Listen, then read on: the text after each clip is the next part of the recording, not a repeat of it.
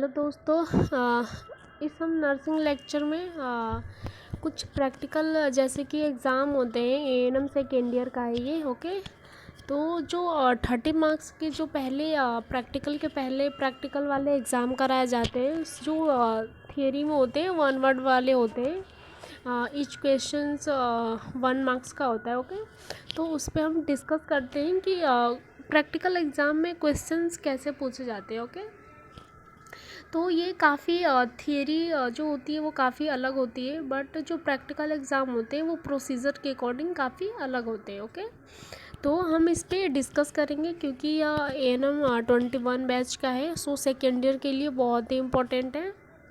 अगर जो second year वाले बच्चे हैं तो उनके लिए काफ़ी हेल्पफुल हो सकती है। ओके, सो हम स्टार्ट करते हैं, देखते हैं कि टोटल इसका मार्क्स है वो 100 का है। ओके, बट 30 मार्क्स का ही आता है। सो अपने अपने अकॉर्डिंग होता है कि अपना कॉलेज कैसे मतलब प्रोवाइड करवा रही है। ओके, देन हम देखते हैं fill in the blanks in the following statement fill correct word in the blanks space. Okay, हमें क्या करना है, जो फिल इन द ब्लैंक्स खाली हुआ पड़ा है उसको हमें क्या करना है, फिल करना है। ओके, तो स्टार्ट करते हैं। फर्स्ट हमारा क्वेश्चन है the fusion of male and female gametes is known as, मतलब कि जब एक मेल और एक फीमेल का जो गैमेट्स मिलते हैं आपस में तो क्या बनता है। आप देख सकते हो, हिंदी और इंग्लिश वाले दोनों बच्चे देख सकते हैं।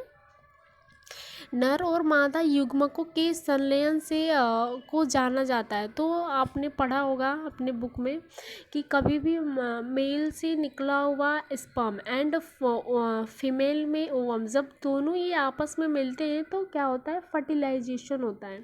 सो जो ये फर्टिलाइजेशन है वो यूट्रस के किस पार्ट में होता है, फैलोपियन ट्यूब में होता है। देन हम आगे कंटिन्यू करते हैं। आप देख सकते हो मैंने लिख भी दिया है, स्पेस से थोड़ा आगे लिखा है मैंने, फर्टिलाइजेशन। ओके, एंड हमारा सेकेंड है transverse diameter of pelvic brim is, जो ट्रांसवर्स डायामीटर होता है, मतलब कि जो पेल्विक का जो ट्रांसवर्स डायामीटर होती है वो कितनी सेंटीमीटर होती है। सो आप देख सकते हो 14 सेंटीमीटर होती है। हम पेल्विक प्रोसीजर को किसी अन्य दूसरे लेक्चर में ज़रूर कंटिन्यू करवाएंगे, क्योंकि ये जो पेल्विक एंड फीटल स्कल है this is very very important procedure के थ्रू एंड प्रैक्टिकल के थ्रू। ओके, आप देख सकते हो ईडीडी, ईडीडी का फुल फॉर्म क्या होता है, आपने पता होगा कि ईडीडी का फुल फॉर्म होता है expected date of delivery. Okay, आपने देखा होगा कि कभी भी फीमेल प्रेग्नेंट फीमेल अगर लेबर रूम में आती है, जो एज ए स्टाफ होते हैं वो सबसे पहले उनकी ईडीडी को निकालते हैं। ओके, कि इनका पूरा जो प्रेगनेंसी का टाइम पीरियड है वो कंप्लीट हुआ है या नहीं हुआ।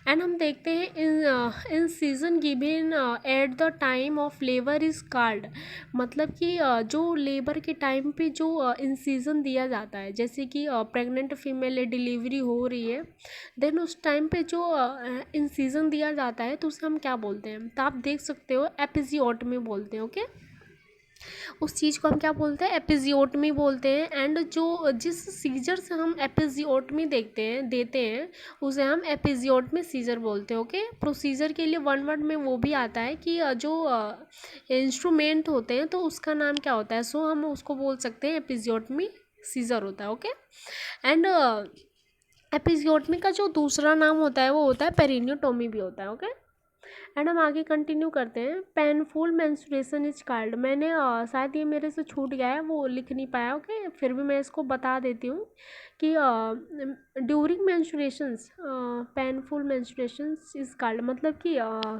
जैसे आप देख सकते हो जब कभी भी फीमेल को मेंस्ट्रुअल साइकिल्स स्टार्ट होते हैं देन क्या होता है, पेन होता है यूट्रस के लोअर पार्ट में। सो सीवियर पेन होता है, कभी नॉर्मली पेन होता है, बट जो ड्यूरिंग मेंस्ट्रुएशंस पेन होते हैं तो उसमें जो पेन होता है उसको हम डिस्मेनोरिया बोलते हैं। ओके, एंड हम आगे कंटिन्यू करते हैं दोस्तों। आप देख सकते हो इसमें दिया है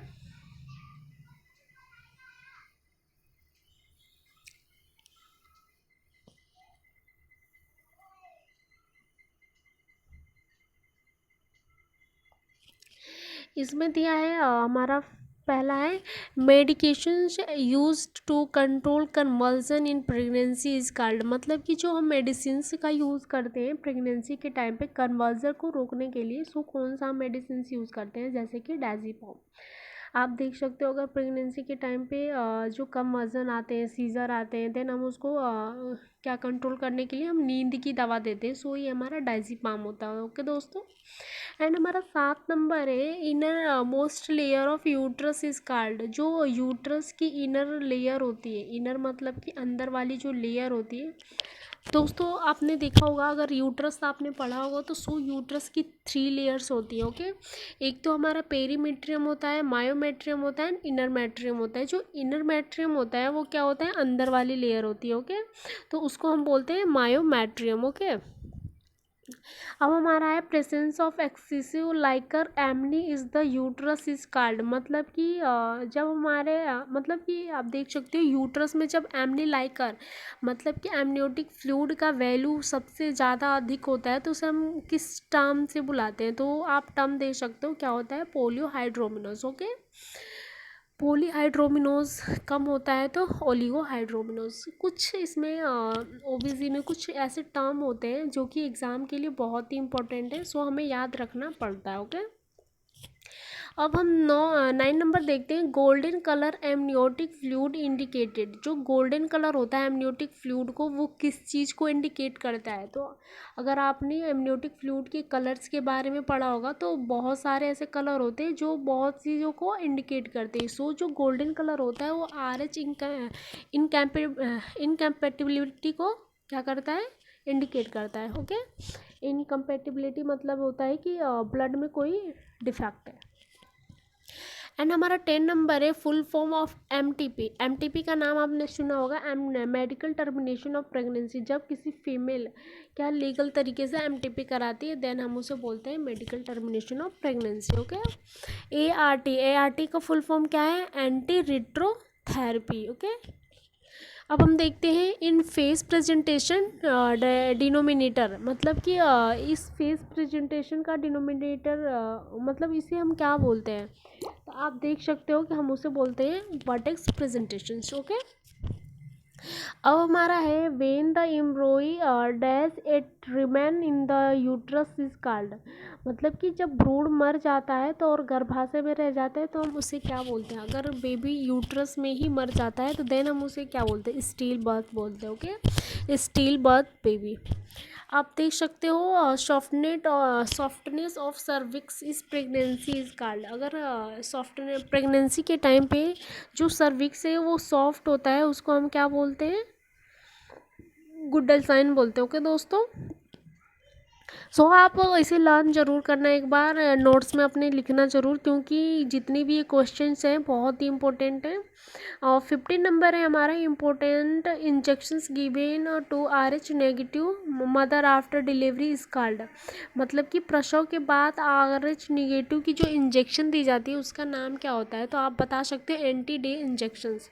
so anti day injections hospital में अगर आपने ड्यूटी किया होगा तो देखा होगा कि बहुत ऐसे मदर आते हैं जिनको एंटी डी इंजेक्शंस को लगाया जाता है। ओके, इसको फ्रीज में रखा जाता है टेम्परेचर को मेंटेन करने के लिए। ओके, अब हम देखते हैं बेस्ट सिचुटेबल पेल्विक्स फॉर लेबर, मतलब कि श्रम के लिए सबसे उपयुक्त श्रोणी कौन सी होती है।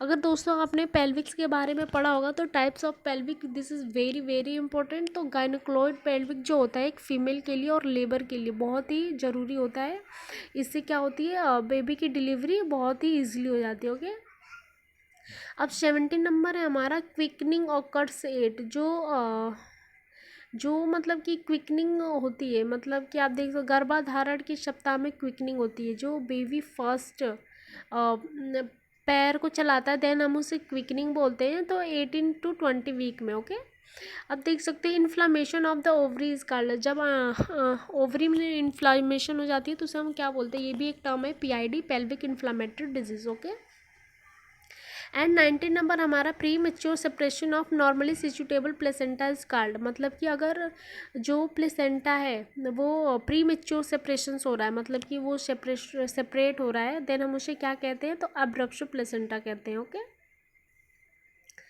Abruption placenta, this is placenta abnormality.